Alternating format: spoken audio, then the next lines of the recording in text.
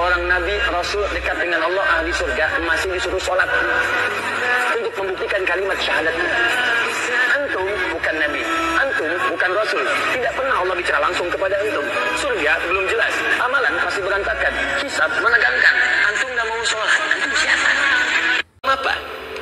Buka Quran surah kedua Al-Baqarah ayat ke-45 sampai 46, paling kanan pertengahan di usap. Wasta'inu bis-sabri was-salah. Perhatikan kalimatnya, indah sekali. Ya Allah menempatkan sholatnya bagian kedua. Kata Allah, wasta'inu, hai hambaku, jika kalian punya persoalan dalam kehidupan, maka perhatikan kalimatnya baik-baik. Wasta'inu, mintakan solusinya kepadaku.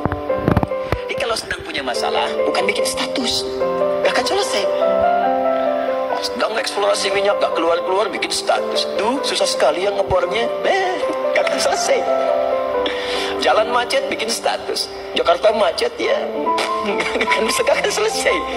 Ya, apa yang harus dilakukan kata Allah? Jika Anda beriman kepadaku, yakin denganku, maka wasta'inu, punya persoalan, minta kepada Allah. Caranya bagaimana? Satu, bis-sabri, terima dulu masalah itu, jangan dikeluhkan. Kaidah lain muncul, karena mustahil saya akan titipkan persoalan kalau tidak Anda mampu mengatasinya. Kaidah Quran surah kedua ayat 286, kita hafal ayatnya. La yukallifullahu nafsan illa usaha. Perhatikan kaidahnya. Allah tidak mungkin menguji seorang hamba di luar batas kemampuannya. Jadi kalau kita sedang punya ujian di rumah kah, pekerjaan kah, kehidupan sosial kah, sebesar apapun ujian itu, kata Allah, memang karena Anda yang sanggup. Kalau nggak sanggup bahkan diuji. Di ujian itu berbanding lurus dengan kemampuan. Mustahil seorang hamba diuji di luar batas kemampuannya. Jadi kalau Anda sekarang pun sedang punya masalah sebesar apapun, kata Allah, memang cuma kamu yang sanggup, yang lain tidak. Maka jangan mengeluh. Jangan Anda katakan, ya Allah, why me? Kenapa saya? Kata Allah, why not? Memang kamu yang mampu, yang lain tidak. Nah, ketika Anda bisa menerima itu dengan sabar, baru datang kalimat kedua, wassalah. Kemudian datang, tunaikan sholat dan mintakan solusi. Sholat kan? Sebelum kita sholat ada tanda waktu sholat telah tiba. Apa tandanya? Adzan. Yuk kita lihat suara adzan. Begitu Allahu Akbar sampai ke kalimat hayya 'alas shalah. Ayo sholat. Terus Anda bertanya, kenapa saya sholat ya Allah?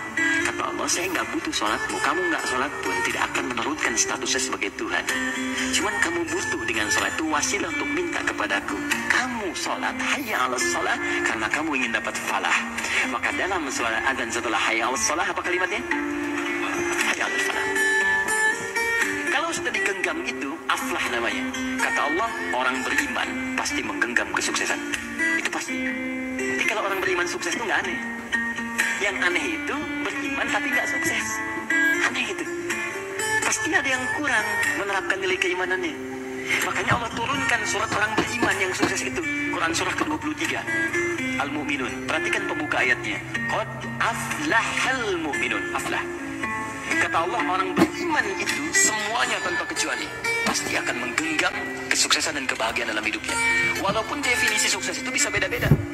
Bagi si fulan ketika aku mencapai posisi ini, bagi yang lain di sini pun aku sudah sukses. Ya, bahagia juga bisa lain-lain. Ya, orang berkata minum kopi sudah bahagia, minum teh bahagia, bahagia itu begini, bahagia itu seperti ini. Tapi Quran itu memberikan yang pasti gitu. Karena semua manusia itu relatif. Kata Allah, kalau engkau ingin menggenggam kebahagiaan itu, maka ini amalannya. Alladzina hum fi salatihim khashi'un, salat. Alladzina hum lizakati fa'ilun, zakat. Karena itu ketika teman-teman saya, kita, Anda, kita semua diminta ibadah, maka cara berpikirnya jangan jadikan beban. Kalau jadi beban, capek Anda. Suruh tahajud, capek ya, malas. Tapi kalau cara berpikirnya adalah mendapatkan apa yang kita harapkan, nih Allah janjikan, dikabulkan doa, dikasih kemudahan. Kalau cara berpikirnya ke situ, maka kita akan semangat bahkan menunggu ibadah itu tiba waktunya. Jelas? Tidak akan meneruskan statusnya sebagai Tuhan. Cuman kamu butuh dengan sholat itu wasilah untuk minta kepadaku. Kamu sholat hayya 'alas shalah karena kamu ingin dapat falah.